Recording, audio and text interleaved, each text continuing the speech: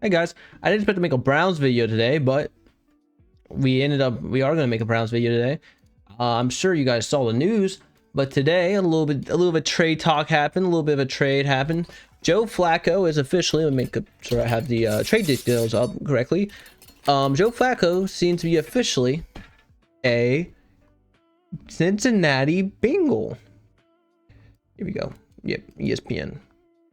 And I just want to give my initial thoughts coming from a fan perspective, somebody who's watched Joe Flacco, every Joe Flacco snap this year, and who has not really high hopes this whole year. It's been bad this year. So my initial reaction is,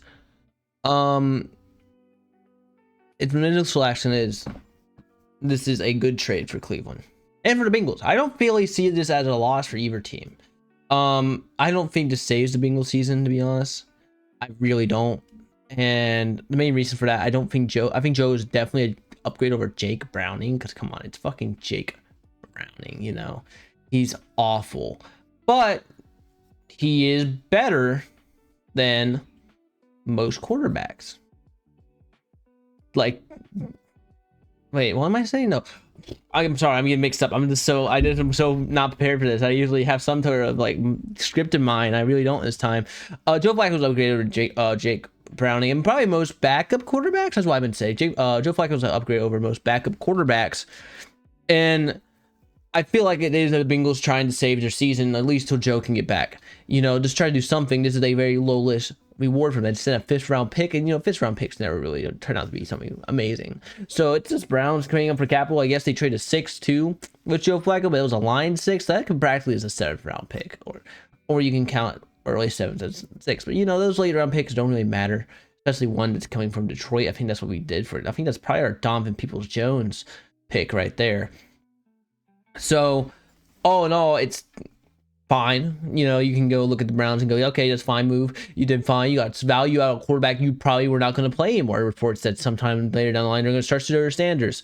So that kind of just signaled that, yeah, Joe Flacco was probably going to be staying on the bench the whole time. It'd be more of an emergency quarterback after probably week 8, I would say, you know. But what does this say? People say, what does it say about the Browns? I think the Browns have truly involved the youth movement now, truly invoking it. I think they're going to stick to Shedeur and Gabriel. I think they just want to see what those two have, because you have 2 first-round picks, and you can really rebuild offensive line and get a wide receiver late with that late-round Jacksonville pick. So you can really do a lot with the rapid capital you've gotten. So I feel like you have a lot of big opportunities here if you are the Cleveland Browns, and you can be like, all right, this is what's going to save our season. This is what we need to do. And it's nothing really you can lose in this trade. You lose Joe Flacco. I mean, come on, it's not a big deal. I know some people have said, hey, does this mean Deshaun Watson is going to return and start for Cleveland Browns? No. I think Deshaun's time is done. I think nobody on the team there indicated that, hey, Deshaun is going to be our quarterback coming back. I don't think anybody on this team wants to see Deshaun Watson, including the owner and the coach. He doesn't do anything, and I don't think he's even going to be slightly even the same, because his only good thing about Deshaun was his mobility, and he tore his Achilles. So you know, it's over. It's over. You know, this is just not much you can really say about what the Deshaun Watson situation. I feel like after this year, we're just going to cut him and take the dead cap hit. So it really is just smoke in the news, because I think the dead cap is coming. They see that and they're like, all right, just get the rookies going. I know now we have a whole season to really evaluate which quarterback we're going to try to stick to in the future, if we do stick to one of them. I know Dante Moore has been rising buzz, and Dante Moore is actually who I think the Browns could go for with probably their draft pick they're going to have. Now, it's not guaranteed he declares, but if he does, he is my quarterback choice, because he's probably not going to be number 1. Maybe number 1. I go in Dante Moore. He's probably my favorite quarterback out of this draft. Lenore Sellers, I just don't want to take time to develop him. I think Moore is a much developed, more passer, and I think he can be a much better quarterback in the NFL immediately for the Cleveland Browns, because I don't think the Cleveland Browns are going to have a starter who develop in front of him, you know? And from the Bengals side, this is just to try and save their season. Like I said, I do not understand, though, why you do this trade over Jameis Winston. Jameis Winston probably has a very similar contract to Joe Flacco. I don't think it's much different, the Jameis Winston contract. And I don't feel like Joe Flacco provides anything Jameis Winston wouldn't do for you, but even better. Jameis Winston has the better arm. He has a better mobility. He might have worse decision making, but that's kind of like what you have with Jake Browning, but better and he can actually win the game. Because I feel like Jameis Winston will feed those Ferraris you have in T. Higgins and Jamar Chase a lot more than you would with Joe Flacco. So I just don't understand from that perspective. You can go after any quarterback. You don't go after Jameis, you go after Joe Flacco.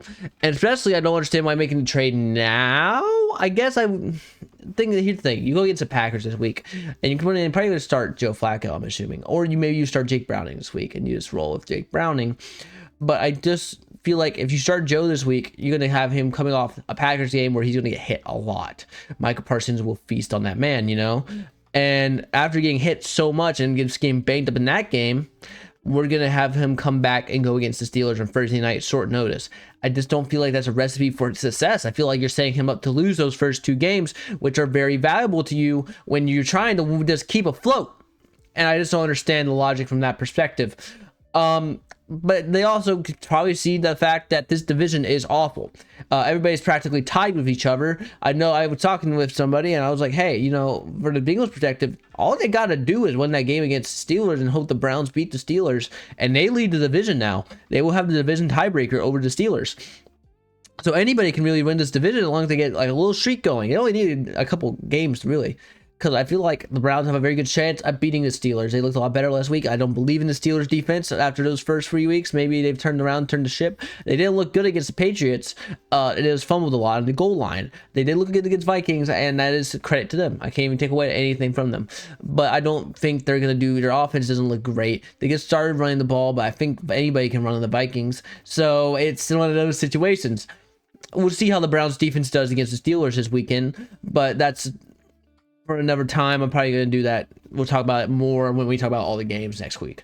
Not next week, probably Friday or Thursday, my bad. Thursday, we'll talk about all the games. So where do the Browns go from here? What is the game plan for the Browns? What do we do? And what's really the thing?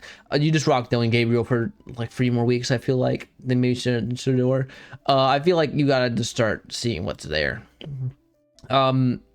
I know people want Stefanski's head. They want him fired, but give him a chance, man. I feel like you can't. Don't fire him mid-season. Not with rookie quarterbacks.